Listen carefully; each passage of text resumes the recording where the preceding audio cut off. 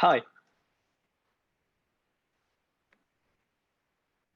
Everyone nowadays thinks about building a mobile application and building a website and integrating them together and fetching things from the server.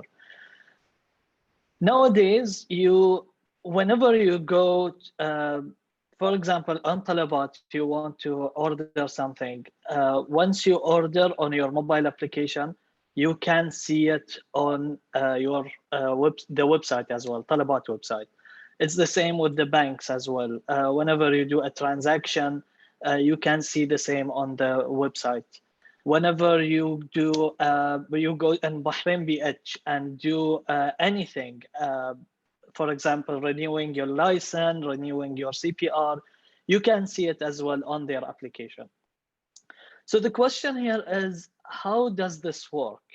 Everyone knows that it has to do with servers, but people don't know about the technical details about how the website and the app works and the integration with the server itself. Assalamu alaikum. My name is Ahmad Yusuf, also known as Ahmad Garashi, Ahmad Dev. I am a development manager at Vitek Solutions and Spring Ring. I do technical consultations for startups like Majra. I am also a certified ethical hacker. خطين تحت ethical. I do play table tennis and do review movies and TV shows. So let's go back to the mobile application and the website and the server we've just mentioned.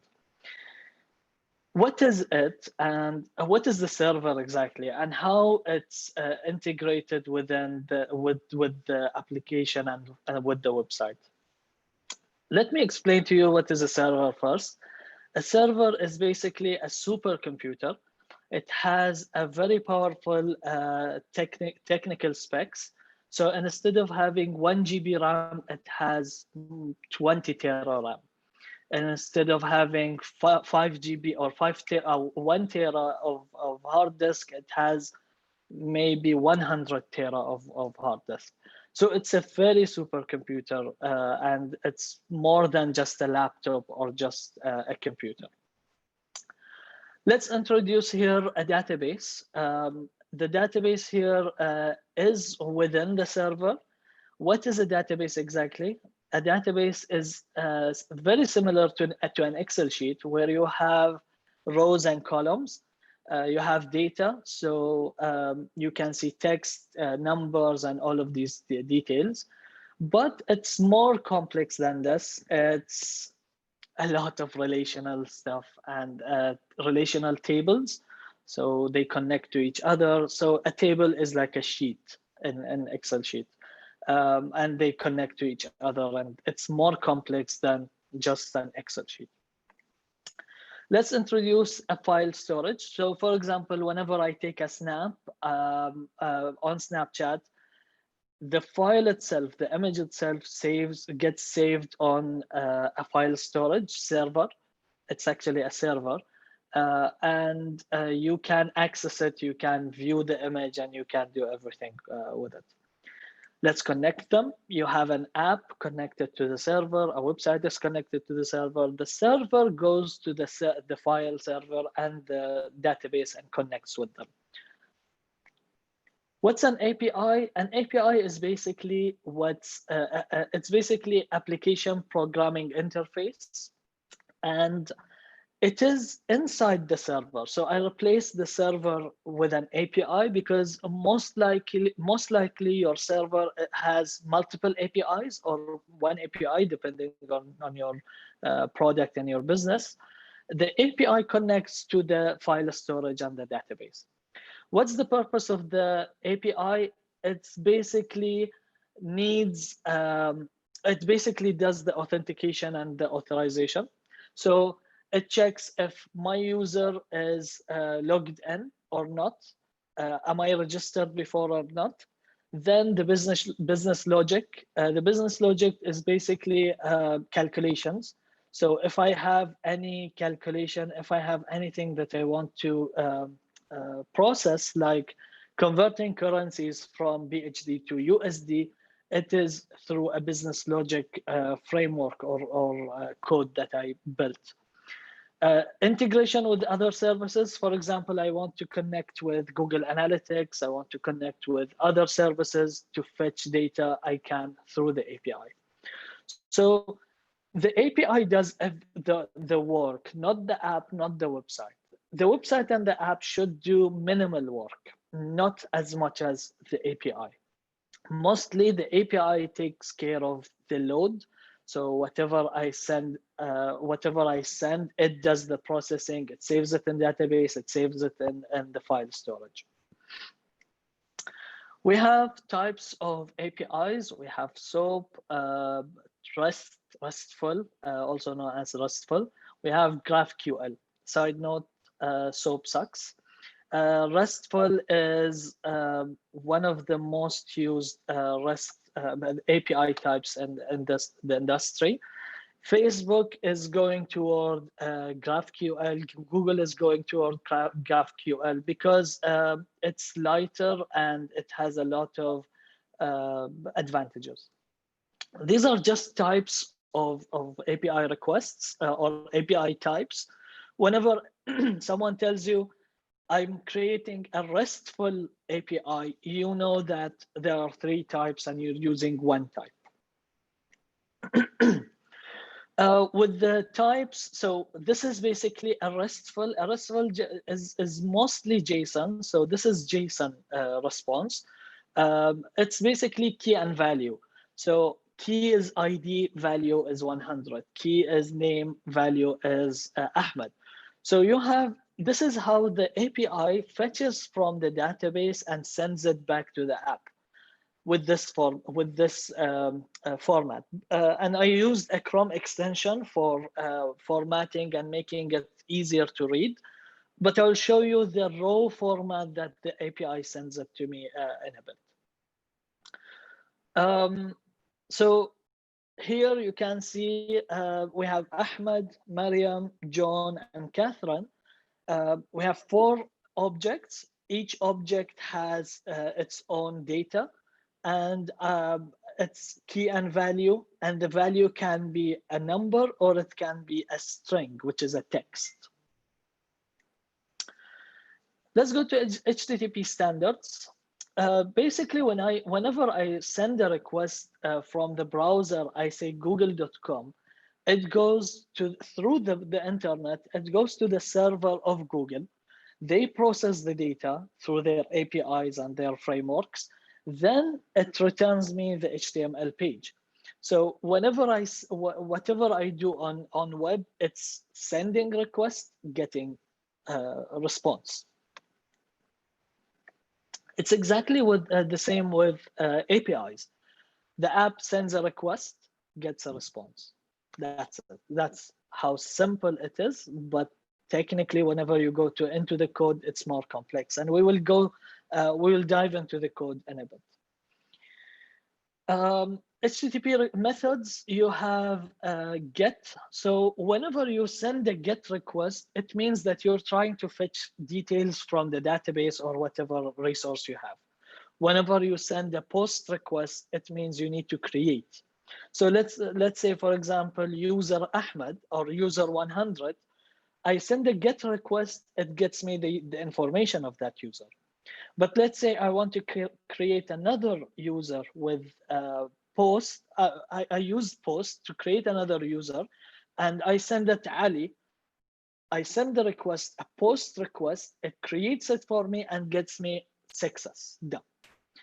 Put is basically for updating. So whenever I want to update something, I send a put request. Delete is for deleting the item.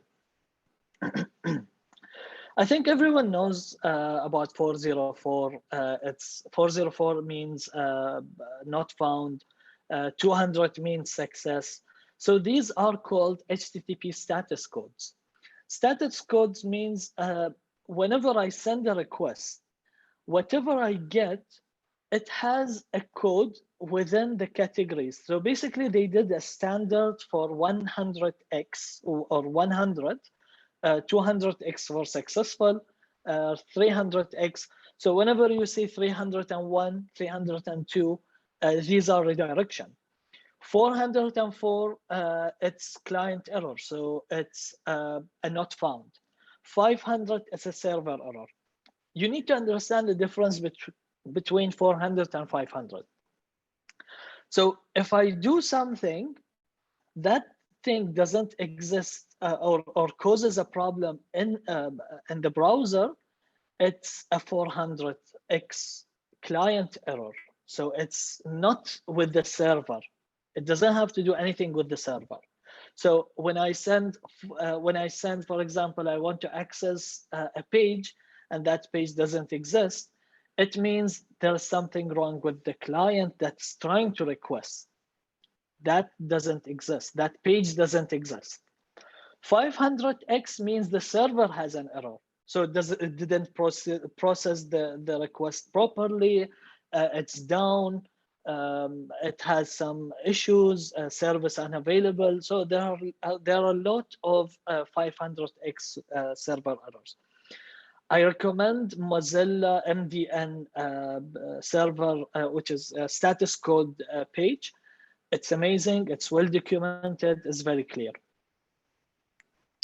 So let's go with the API usage. Let's use Insomnia. Insomnia is one of the tools that you can use to send a request and process the data, and it gets you so it's a client basically. It sends the request to the server for you. So for example, I created here, or let me show you how I did that. So I want to this one. It's an open weather API. When I click, it provides me the API endpoint, which is the link, and it provides me everything I need. So when I click on it, it gets me the details. So London here, it requests for London, and it got me the details here, the coordinates, the weather details, the temperature, wind. So this is basically an API is considered a gateway to your database. So whenever you want to fetch something from the database, you don't give them full access to the database, because sometimes it has, most of the times, it has critical data. So the API is the middleware where you send a request, it does for you the authentication, processing, and everything, goes to the database, gets you the things you wanted, and shows it to you. So let's see how this works in Insomnia. I have Insomnia here. So I paste the link. I create a new request. I created a new request. The request is get. Remember, I mentioned get, post, put, delete. There is patch options and head. You won't need it right now. You need a get request now. And you send, and you can see the details. So this is a preview, a prettified version of the response, but you can see the raw data. This is how the app receives it. And the reason this is why the app receives it this way, because it's one string, and it's like a text, and it's compact.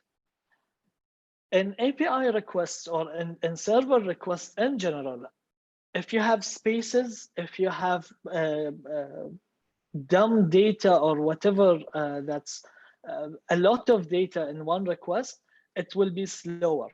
So you can see here in 700 millisecond, I sent a request to the API and it got me the response, and I can see the exact same response. So the app is just parsing and reading this response and saving it in the app itself and showing it to you. So it's just data. It's just numbers and text, and this means it's an array. It's multiple objects. This means it's a one object. So it has a meaning to the app. Whenever the app receives this, it reads it from top to bottom, and it either saves it into the database of the app or just views it in UI. And this is basically the difference between a front end and a back end. Back end is not user friendly. It's raw data. So whatever I do in backend, it just sends you the data, and that's it. The app processes the data. In front end, you have UIs and UX that you need to care about, and you need to make it simple and easy to read.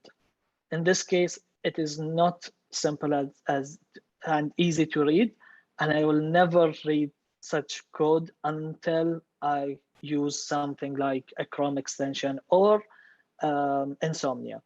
Another alternative for Insomnia is Postman. Postman is very, very popular. I prefer this has a paid version, by the way, that I highly recommend it for the teams. If you have a team and they want to use multiple accounts, this is very good for the teams. But I use Insomnia because it's easier for a lot of people to just install it, create a request, paste the request, and send. If you're technical and you need to get into the optimization and everything, you should look at the header, the timeline, and there are the raw data as well. Okay, so this is basically how you can use. There are open APIs. I will explain about open APIs later on. This is how you can use an existing API and try to find or try to get some data from other services. You shouldn't just build your own API بس لأن I want to create an API. There are a lot of services. For example, Twitter has an API. And with Twitter API, you just send it an authentication that this is my username and password. Then you can create tweets, you can create direct messages and everything through their API. Okay. Back to this. Okay. So let's take one or two questions. If anyone has any questions, Sayyid Ali. Anyone has any questions about the API introduction? Currently, we don't have any questions, but guys, if anyone want to raise any question, please use the Q&A tab in Zoom or use the chat so we can. Let's just wait for a couple of seconds, Ahmed. Let's see if. Okay, sure. Yeah, there is one question. Is there any API for installing big data? Yes. So big data is basically you can find big data APIs, and Google has BigQuery and big data APIs. You can search. This is one of the most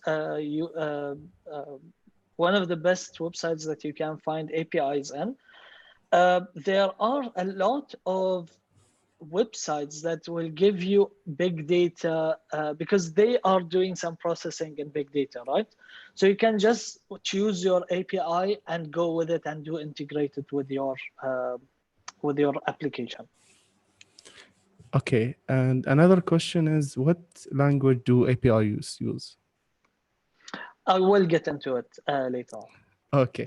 There is another question also. I want to make a payment gateway API. What are your recommendations and guidelines? With payment gateways, there are three right now. Basically, what you want to do is send the request to the payment gateway, and they do the processing. Once they are done, they'll just get back to you with the response.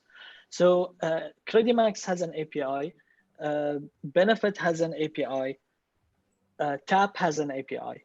Stripe has an API. So everyone has an API to integrate with their payment gateways.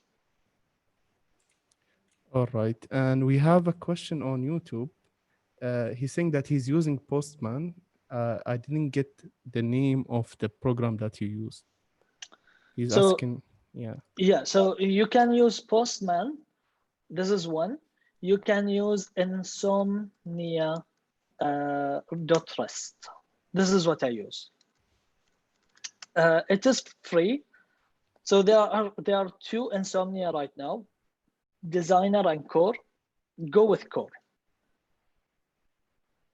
And it's Awesome. available because Designer helps you creating the API. But for now, when we are just in the introduction part, you need to send requests to the API. You just use Core. And we have one more question, which is how difficult is dealing with GraphQL? GraphQL. It's different than RESTful.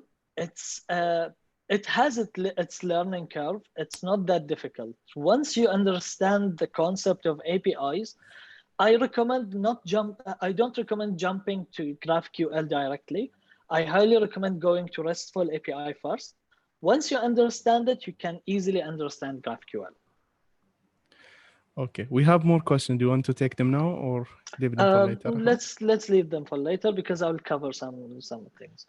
Okay, right. so let's continue. We have the more the interesting part now. By the way, I will. So we went through the API introduction. We will go through the API development now.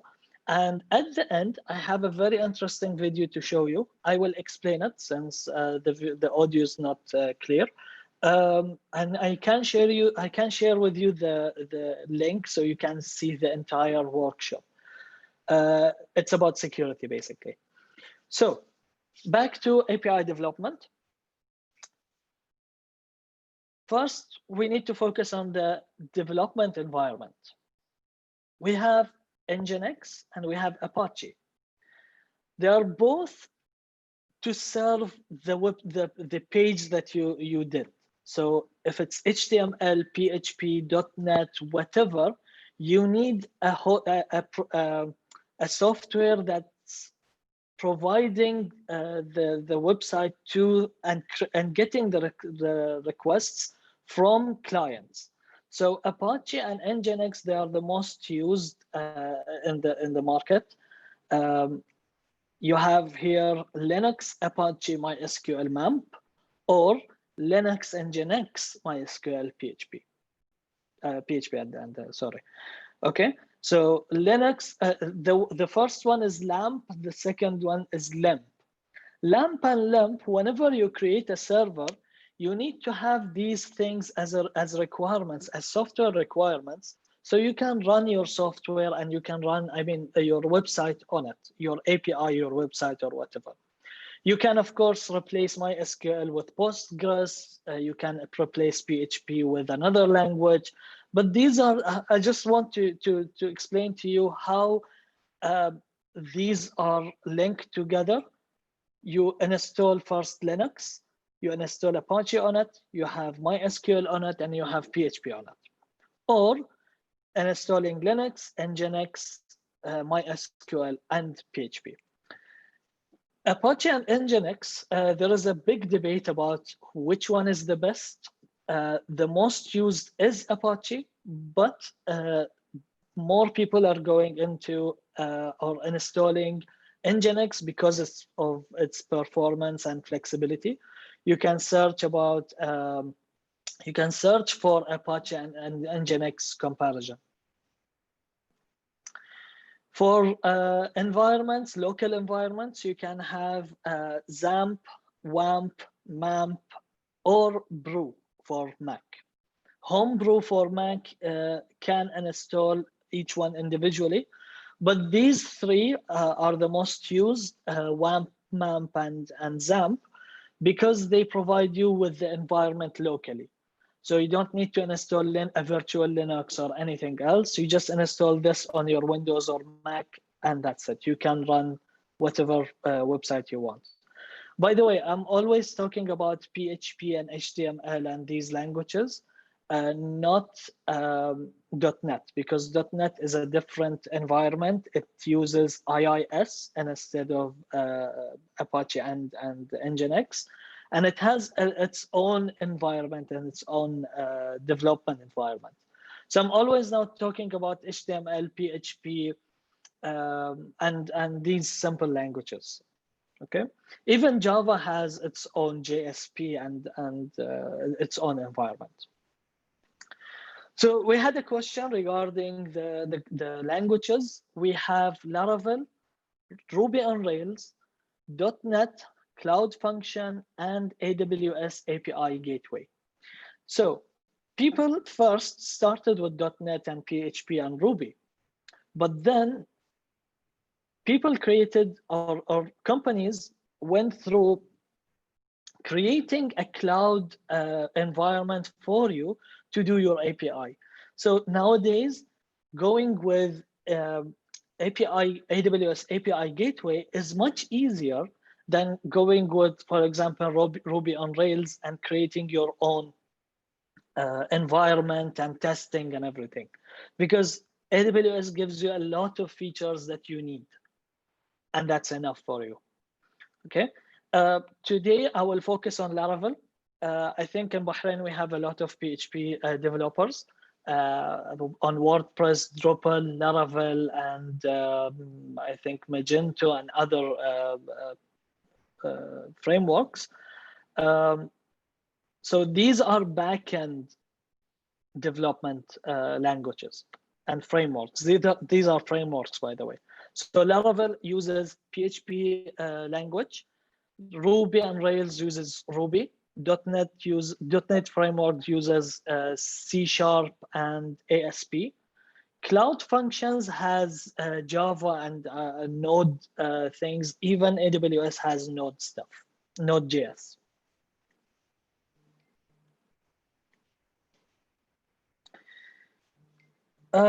So now let's go to API development. We have here, I just wanted to mention this. Open API is a standard for everyone to follow. And we have Swagger as one of the best tools to generate API documentation and API specification. I highly recommend making sure that your API follows a standard. I've seen a lot of bad APIs, by the way. One of them was years ago. It was built with pure PHP. I don't know how the developer could drag himself through this hell, but pure PHP, developing anything on pure PHP, it's a struggle. Always use frameworks and go for highly recommended and good frameworks. Check the community and go for that framework rather than building it by yourself. So let's go to building an API using Laravel. I have a Laravel project. Laravel is one of the most used PHP frameworks, laravel.com. For APIs, I don't recommend Laravel. I recommend something else. I'll show it to you now. It has an ecosystem, by the way. So it has all of these frameworks and programs. I highly recommend using, where is it? Lumen. Lumen is a lighter version of Laravel. By the way, they are almost the same because what they did is they created Laravel. Laravel is for websites as well as API integrations and whatever, but they created a micro framework. They removed a lot of things from Laravel and created a lighter version. So if you need something that can handle a lot of requests, I recommend Lumen. So I have a project here with Laravel. This is the project Hello API. I created something. So Laravel basically goes with the MVC framework. MVC means model, controller, and view. You have when the client accesses your page or your website or whatever, it goes to the controller. The controller distributes the work and checks, okay, I need some views, I need to show some UIs, so get me the layouts. And the user is requesting few things from the database, so get me from the database through the model. One of the best things about frameworks is the model itself can, it's a wrapper for the database. So you don't need to write SQL statements. You just use the model itself directly to fetch from the database. So this is one of the advantages of using a framework. Whenever you want to switch between MySQL, Postgres, or Mongo or whatever, you can just switch your driver. The connection, see the connection between the model and the database? You just replace that. You just replace it to another database. You don't need to replace your code itself. Because for a lot of projects, you had to redo your project again because your statements were specifically built for MySQL. But what if I want to switch it to Postgres or MySQLi or the SQLite? It will be a difficult job to do that because each database engine has its own functionality and its own specifications. Vue is the same. So if I want to use Foundation 5, Bootstrap, Bootstrap 4, Bootstrap 5, Alpha, whatever, I can just switch that view. I don't need to replace my entire project. I just switch that partial, that view. So that's how easy the MVC framework makes projects, and you can replace the modules easily. So let's go into Laravel and let's see how. So this is my project. I have routes here, and I have an API.php route. I created something. I will show you in a bit. So I created something, let's get into it right now. I created something in web.php. Routes is basically where I define my routes and people accessing the API. So route, get, remember the methods we mentioned? We have post and get. So here it's get, posts, and then I mentioned the controller at the function. So I have a controller here named posts, and I created, so this is a controller where I can add my functionality, my business logic, and everything. So I created a list, ignore this for now. I created a list. The list goes and takes all the, so post is a model, gets the posts, all of the posts from the posts table. And I already created a table and I seeded that table. So I have posts here. I have 3 posts. In the controller, I say posts or post all, post, and I return the response JSON. So let's go to Insomnia and let's use hello posts. When I send the request, I can see my posts here. Remember the weather API that I created or that I used? It's the same, exactly the same. So let's do it again with the posts, with the users. Let's go close all of these. Let's go. So I will create a new one with users. So if you have any questions, ask me after. At the end, we'll have some question and answer if you have anything. You can write down right now if you have anything, by the way.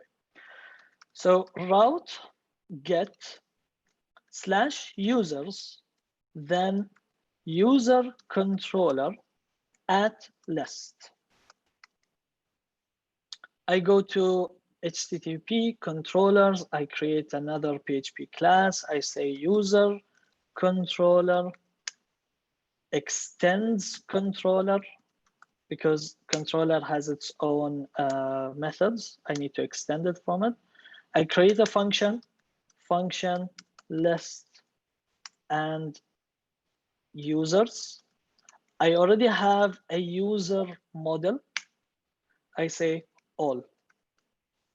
Then I return response JSON, because I want it to be JSON. By the way, there's a new standard JSON P.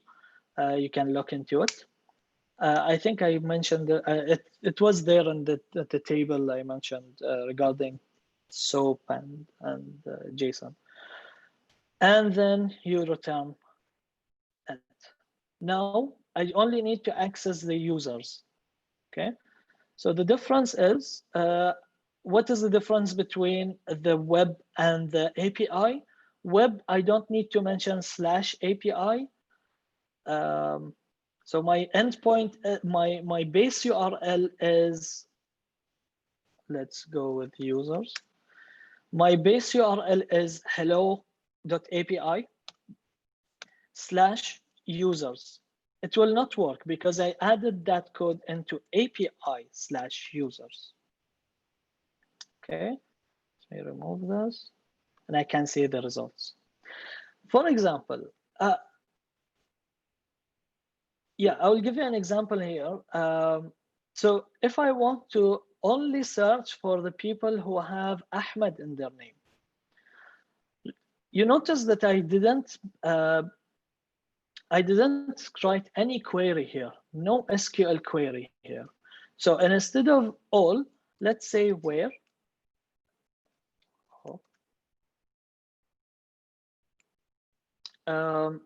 name is Ahmed, and then I say get.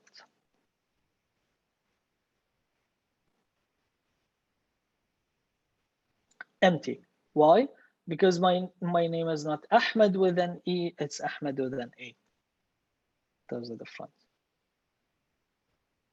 بعد لا تفشلني لا.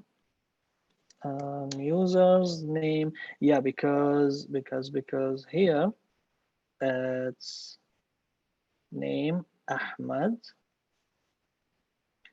and I'm doing something wrong.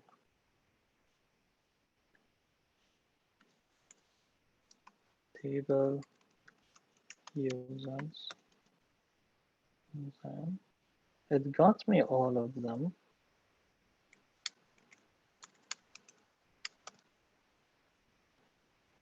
Okay. Okay. So here, let's go back. Let's say find, or no, I want to do find with you later on. So let's say name Ahmed and get. Please work. Yes. Okay. So it got me list of people named Ahmed. What's the difference between all? All gets me everything in the users table where I can write down my where statements. Okay. Now let's do fetch me the user with that ID. So this is called a show. This is another GET request. It's show, and in show we need an ID. Then I go to here, I duplicate, I say users /ID here, and here it's show. This ID means it's a placeholder. So when I go here, I can say user find by ID.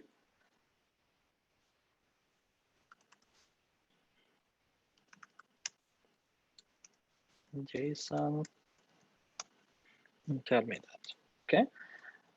So this is another request. It's /users/4.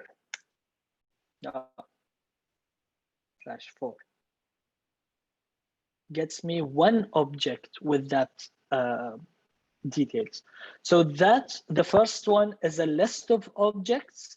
The second one is one object only. What happens if I enter random one? Empty. Okay, so it handles the requests for me. It returns empty. If anyone wants to play around with this, it returns an empty one. Okay, and this is the beauty of frameworks. It has a lot of checking by default, and you don't need to do a lot of things. ولكن, let's say, for example, I want to do my own checking. So I can do if PHP experts will kill me right now if I do this. User doesn't exist. Okay. If not, ولكن instead of using العفسة, let's do is a user. It checks for the object type. It's not a user object. Get me this response. Okay. So I know that the response is in JSON. I didn't include the curly and high. I can say here, okay, return me an array, say data or message. So basically I created an array and I sent it a key and a value. The value has user doesn't exist. And this is how it's back returned to the app. And then, okay. So we mentioned show and list. You notice you need three things. You need the route. So I added it in the route one. Then I created a controller for it, highest name. Then, oh, by the way, I need a model for it. You haven't seen me create a model for it, but I have a model for it. A model is basically the wrapper to connect to the database. So I mentioned here my table is posts. So this is three. So you have route, controller, and model. Then you do everything in your controller. Okay.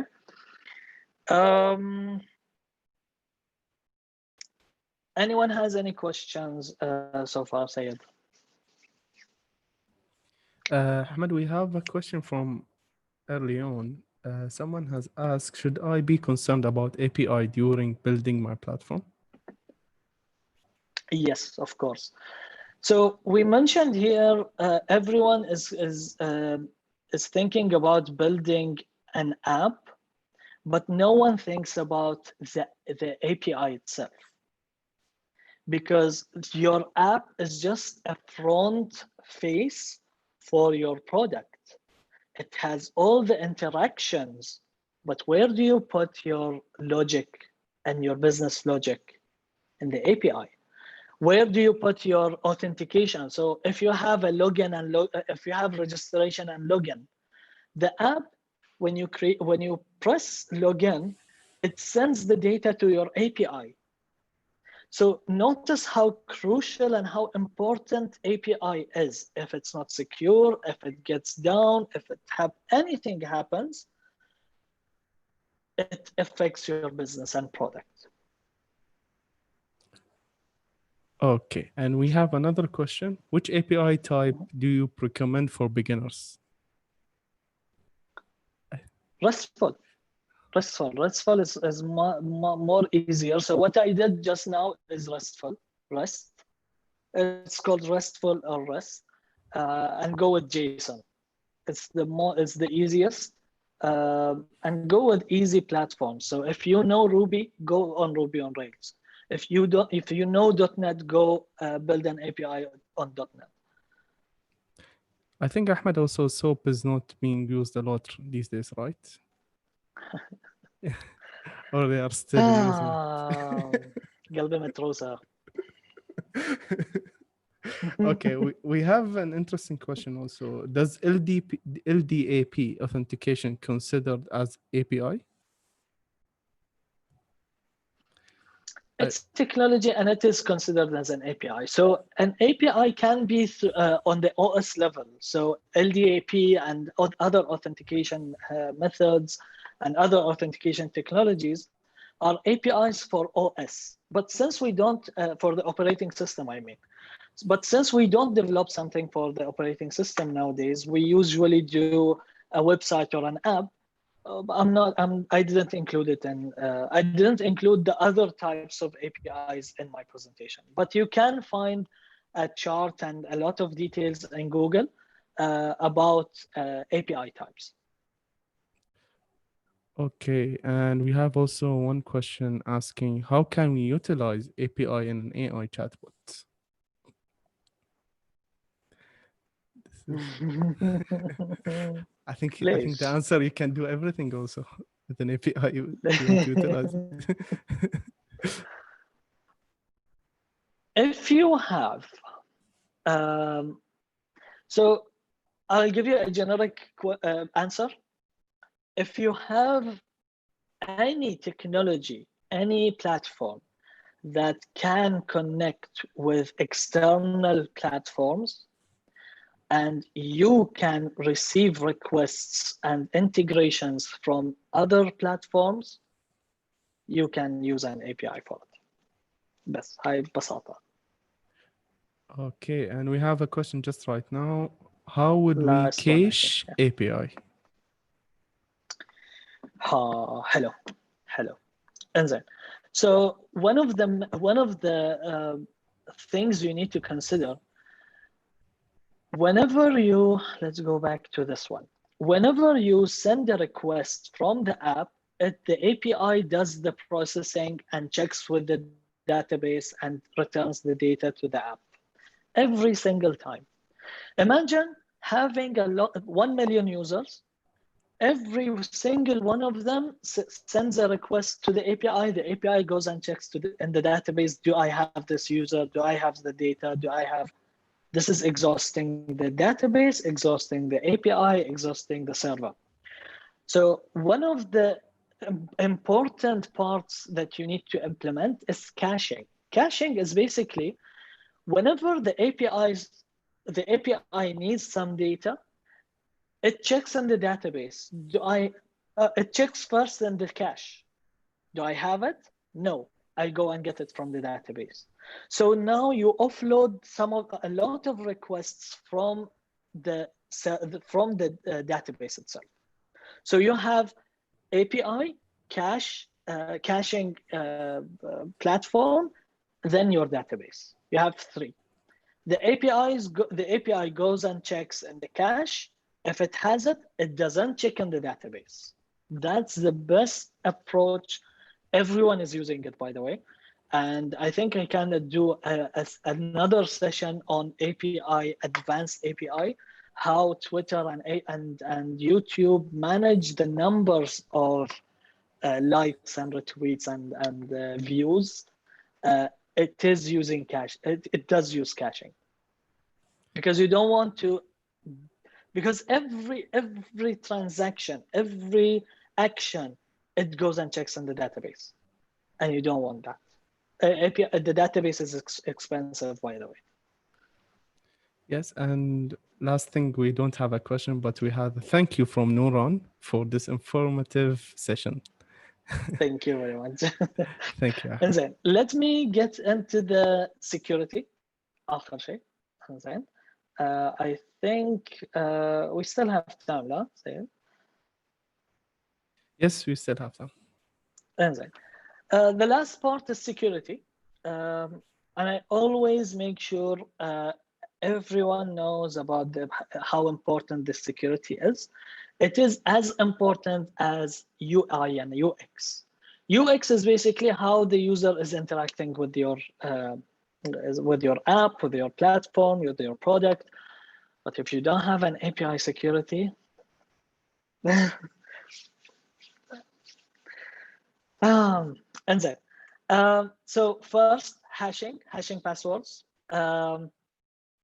you need to hash your passwords. We've seen a lot. I worked with a client a few years ago on something similar, where the passwords were plain text and it's not hashed. If you have a password plain text, it's a big problem. I can guarantee you that your developer, your team, as a team, missed a big part of the implementation. So salting the password is a term where you, with some algorithms, you turn the plain text password into gibberish and something not readable. Okay, so this is very important. So you can see if the email is user1 at example, the password is 126. The MD5 is the salted password. So it used an algorithm and it ruined the password in a way, and it added some salt on it. No one can read this salted hash password. So it's a hashing password plus salt. Second is authorization. So whenever someone wants to request, he needs to add an authorization, a token basically. So it's like I got authenticated the first time.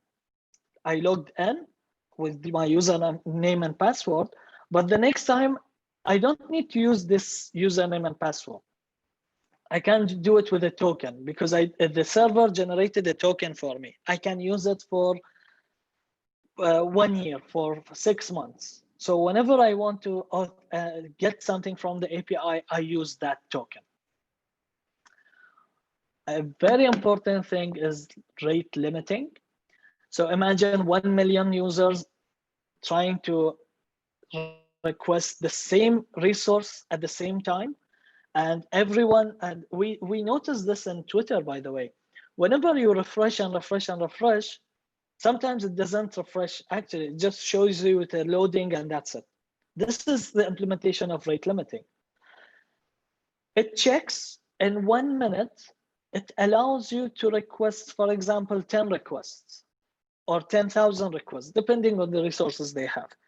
If I request more than that, it fails. That's basically rate limiting. End-to-end encryption, I think everyone knows about end-to-end encryption because of WhatsApp. They have it's a very important encryption, especially if you have chat. If you have just buying online or simple stuff, you can just go with the HTTPS encryption. The important part here. And then, so I got into API development few years ago, and I did a lot for my clients, and we worked a lot as a team, as a freelancer. We worked a lot on APIs, and I've seen a lot that are not secured. And I know once you just request to that API, once they give you the API integration, you know if it's secure or not. One of the implementations was sending the username and password in each request. So anyone who attacks us and does the man in the middle can get the username and password and access the entire API. So this is one of the things that I recommended not to do, and I think they fixed it. One of the things I stumbled upon was this one. I know that you can't hear the voice, so let me explain to you how he did it. Okay, so this is by the way a workshop, an actual workshop of Laravel Con. It's LaraCon, and he did something to his API, and I will show you. Let's see, which one was that? Yes, I think this one.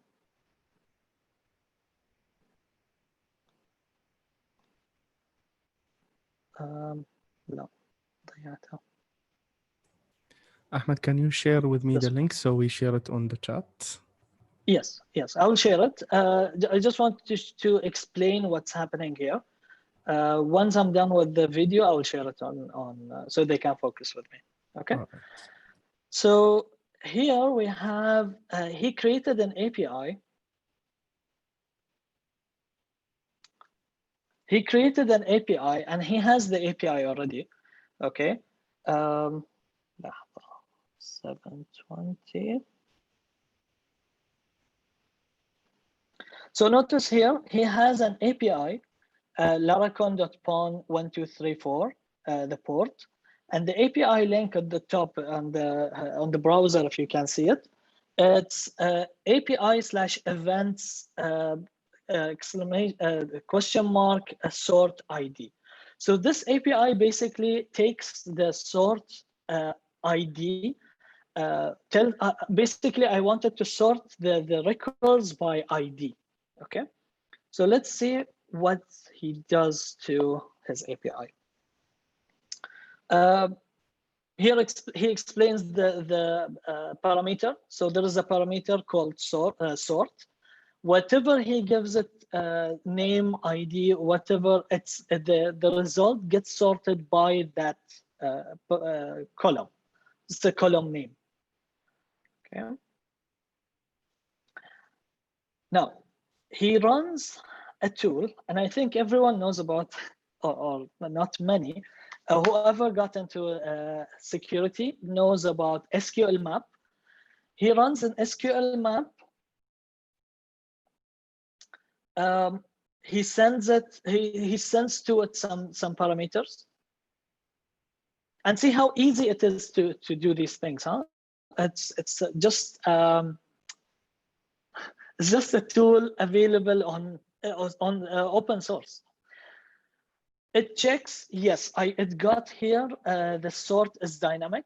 It does some querying, and it got that it will understand that this is a MySQL database, and it does run some queries. See here, it's MySQL union query. It runs some SQL stuff, and did he finish? I think. So yes, the backend DBMS is MySQL. So now he knows your type, the database type. Okay. With that, he doesn't need to go into your server or anything, by the way. He just runs this command with this link, and he just got the database type. And you can see here, web application technology, PHP 7.3, Nginx 1.10. He got all the details. The database type is MySQL 5.1 plus. He runs another query. I think he will make it faster. Let's make it faster. No, let's keep it. It's a couple of minutes, by the way. So he got the database name, fetching current database, retrieved Laracon, Amsterdam, with one command. So this is the second command. He got the database name. خلاص.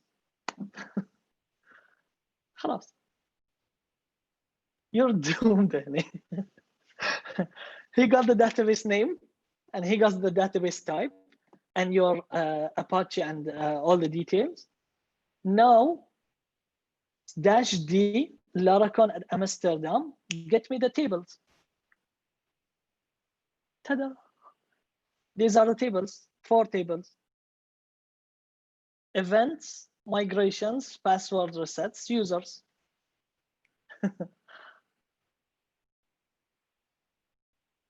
-t users gets him the users in the database.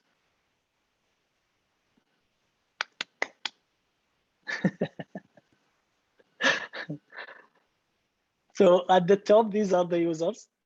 He needs to format it. So by the way, he dumped it into a CSV file. he got full access to your database without getting the password حتى. So this is very, very scary for developers, and I know that. Because you need to be careful. There's something called sanitization. I not مللت من هالكلمة. Validation and sanitization of your parameters.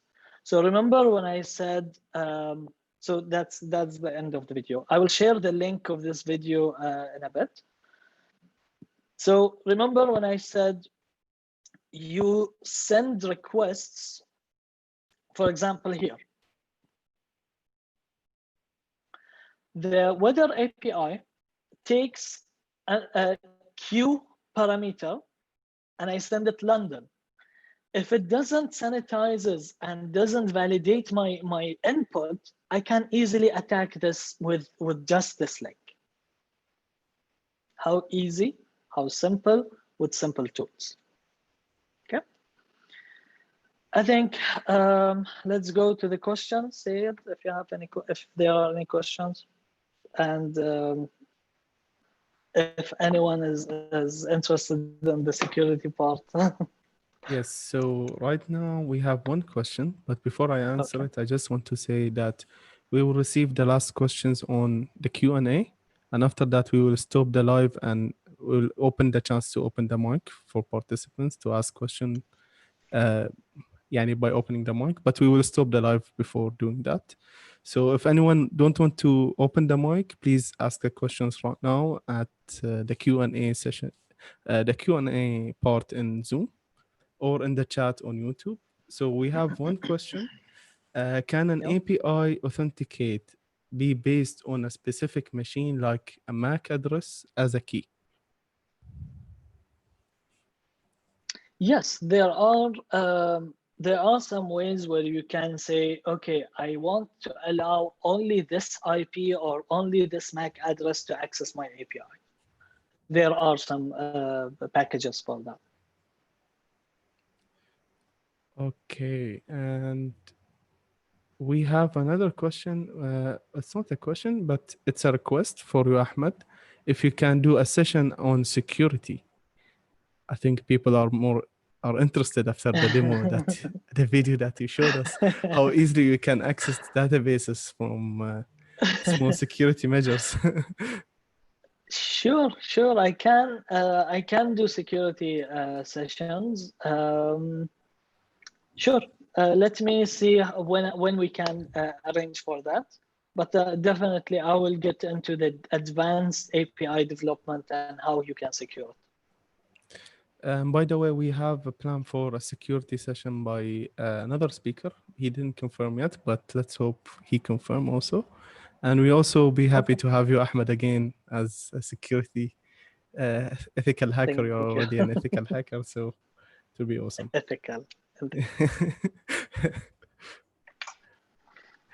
You were so happy when when the video got hacked. So we are not sure if you're ethical.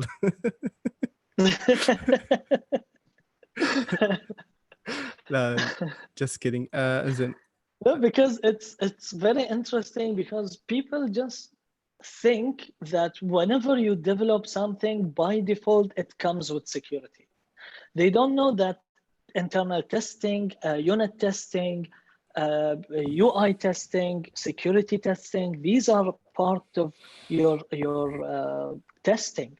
It's not just, okay, develop this and that's it, just push it.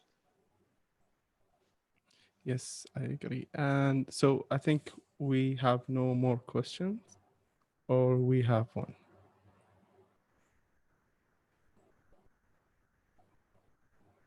Okay, so Ali is asking, how does the token get updated and how do we secure them? The token is basically the authorization token, no? I think he mentions. صح لا? I mentioned authorization token. JWT is very well known as token, web token. Laravel has Laravel Passport. This is for authentication as well. So they will handle for you the recycling of the or refreshing of the tokens, and there is an expiry and refresh token. So this is another topic. It has a process and a flow where you can have the token expired by 2 or 3 days or less, even hours, and then they need to request again for the token. I think, Ahmed, I have experience a little bit into this subject. I think you have to request for the token and you retrieve it back and then use it again for the next APIs, right? Yes, there is a Something. refresh token. Yeah. There are a lot of Different. approaches, by the way, but the most used is having a refresh. So you have a token and you have the refresh token. Whenever you want to refresh your token, you send the second token. Yes. All It's a right. bit complex, but you can understand it using, you can go through it by understanding JWT. Awesome. So I think we don't have any questions in the Q&A. So we will stop the live stream, but we will keep the Zoom. Let me just stop. Thank you everyone who is watching us from YouTube right now. Thank you very, very much. This show is on. Yes.